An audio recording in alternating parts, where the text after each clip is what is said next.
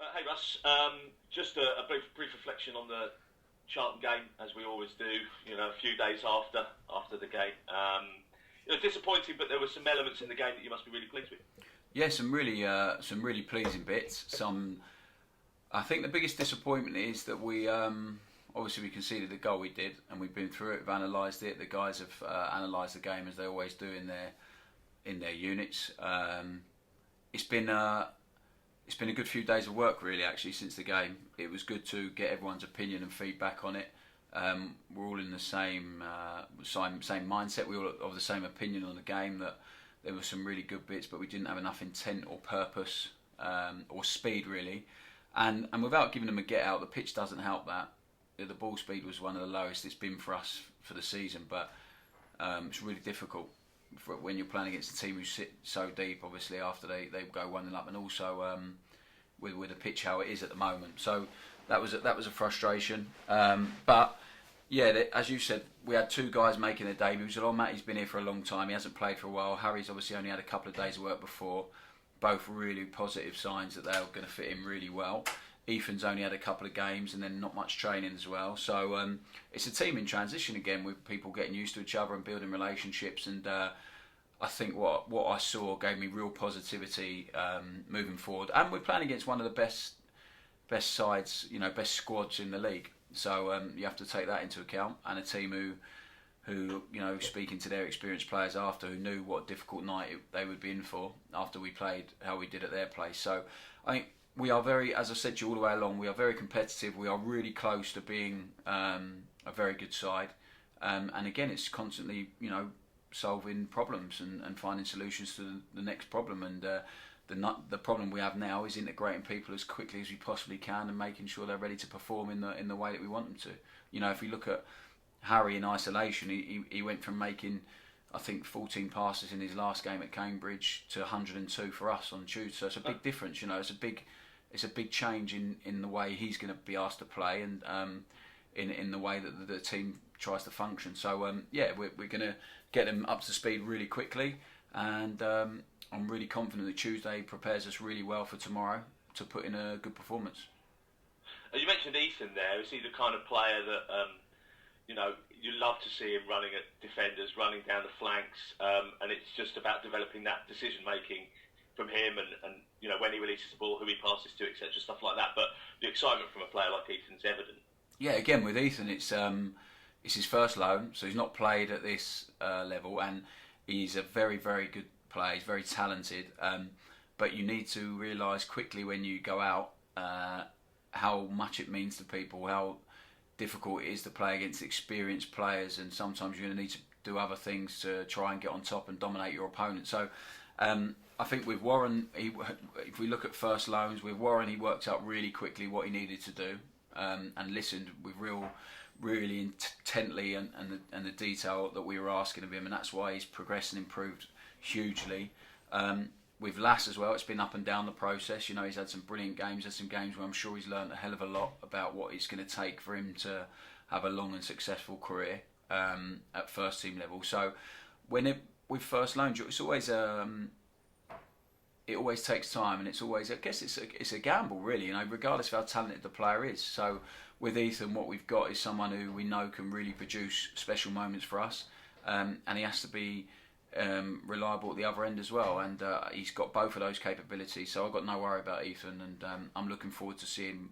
I'm pretty sure by the end of the season he would have given us a really good account of himself and been a good player for us. We've just spoken to Warren OHara, Russell, and a player who's come in, not played, very little first team football, if any, before he's joined MK Dons, and he's developed really, really well. And now, and I said to him, if you don't see Warren O'Hara's name on the team sheet, you feel as if the part of the spine of the team is missing. He's become that important that quickly. Yeah, he's one of our most consistent players. There's no doubt about it. He's grown a huge amount in a short space of time, and I think if anyone needs guidance or point in the right direction of how to go about things, it's Warren. So any young guys, the way he's listened, the way he's wanted to work on his game, he's embraced doing extra work, he's watched his clips, the analysis he does, And 3 or 4 weeks in, he's so honest. He turned around to me and Luke and said, if I carry on playing like this, it's going to be a long, hard season for me. And I think that was his moment where the penny really dropped, and he thought, I need to make sure that I'm fully focused all the time. It's 24/7 being a footballer at this level. You need to really fully integrate yourself, be fully committed to it, and he is, and he's an incredible character. That's why we were so keen to sign him permanently. I'm so pleased he's our player now. He's got the real potential to be a leader of this club, a leader in this culture for a long time, and I hope that's the case. And all he has to do is keep performing the way he does. I think the most beautiful thing with Warren is he plays with no fear. He's just grateful for his opportunity. He's grateful for the what he's doing for his living, and when you play with less fear, with no fear, and gratitude for what you're doing, and you just focus on the important things you're being asked to do, then that's what happens. And with Warren, that's the case. So he's become a big player for us, and there's no doubt about it. You've said it, and he needs to continue what he's doing. And if he does, he's he can grow with us, and we can help him get to where he wants to get to as well. How's David Kasuma coming along? Yeah, he's progressing nicely. So we hoping to have him back involved with us tomorrow, and so it's good. It'll be nice to have Davey back. Transfer window's still open. Expecting any business between now and when the window, as other media people say, shut? Yeah, I love the way it's dramatised on Sky Sports News. It's brilliant, isn't it? It's nowhere near as dramatic as that. Well, hopefully it's not nowhere near as dramatic as that. But it's there will be business. Yeah, I hope so. I think so. There'll probably be outs and ins by then.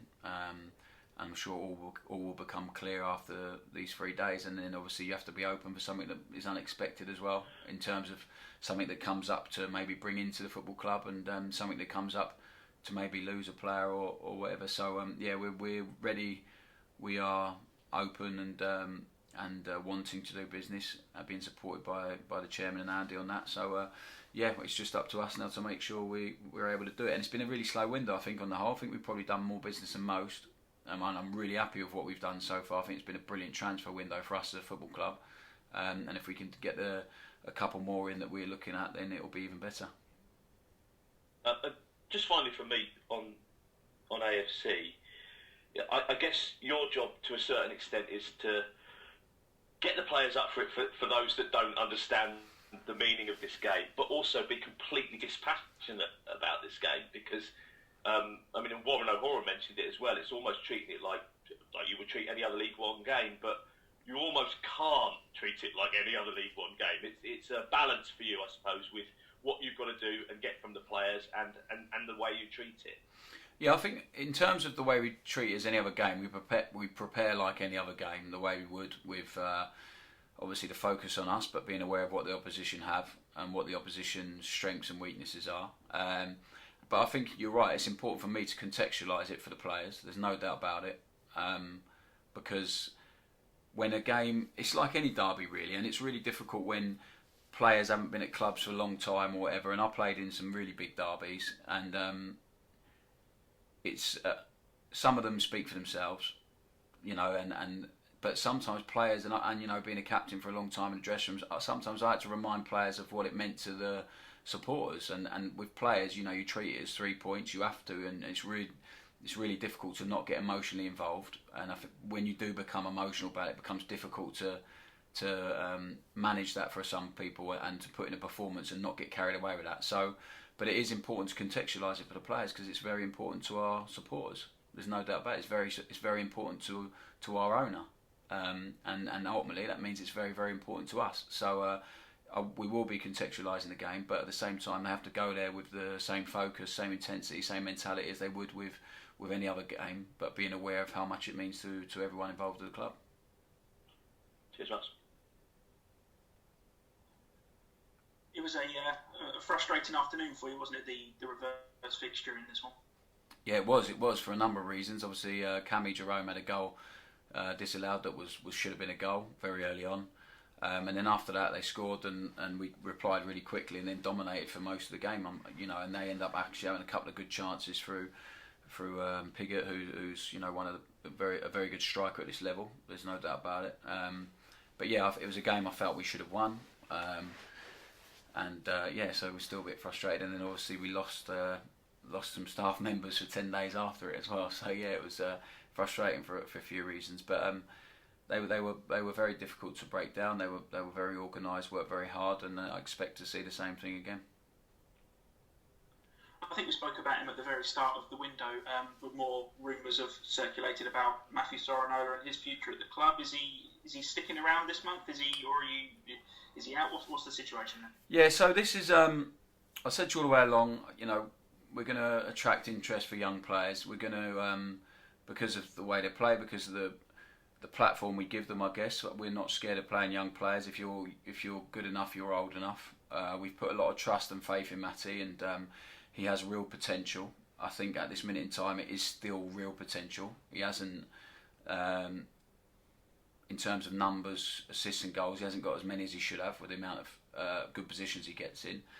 He's a fantastic boy with a great attitude, whose head has no doubt been turned in the last month. There's no doubt about that. And for me, and yeah, I'm going to say I don't think he's been advised very well. So, Ant's looking at me now worried, but that's my opinion on it. Has there been any interest? No, we've not had one phone call from any clubs. I see the link with Brighton, but I pretty much know everyone in every department, not everyone, but people in every department in that football club, and I've not had one phone call. So no, as it stands, he's our player. We want him to stay. We've offered him a new contract. So we'll have to see how it pans out in the next 3 days, and then after that. So. What I would say is I want people who are really committed to us and repay the faith that we show in them, and he has to do that. What I would say is despite all of that going on, he's trained well. He's still been trusted to go and produce on the pitch, and he's given us everything he's got, and he has to continue to do that regardless of what happens. So I'm pretty open to see what happens in the next 3 days, but I'd be surprised. I'd be surprised if he left us after not having a phone call from anyone so far. But at the same time, who knows? Do you think MK Dons is still the best place for him to develop then at the moment? Yeah, of course. Yeah, of course. I think you only need to look at Matt O'Reilly turned down a contract at Fulham and has decided that this is the best place for him to come and play and develop. Dave Kasumu has signed a new contract, 2 new contracts since he's been playing in the first team, and developed very, very well. Anyone can see that. Warren OHara has come on his first loan, never played a league game, has come in, attracted a lot of interest and decided that he wants to stay with us permanently.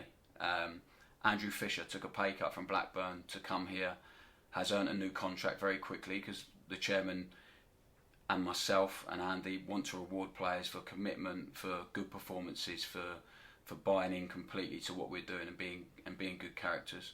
So you don't need to look any further than that, really.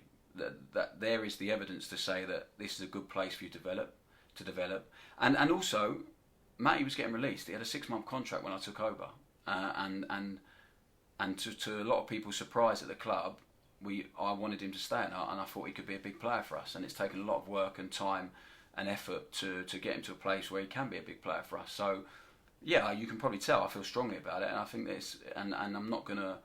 I've said to Matt, I'm not going to be unfair. I'm not going to hold it against him, but I feel this is the best place for him. Other people don't, but he has to take ownership of his own career at some point and decide what he wants. So that's where we're at with it.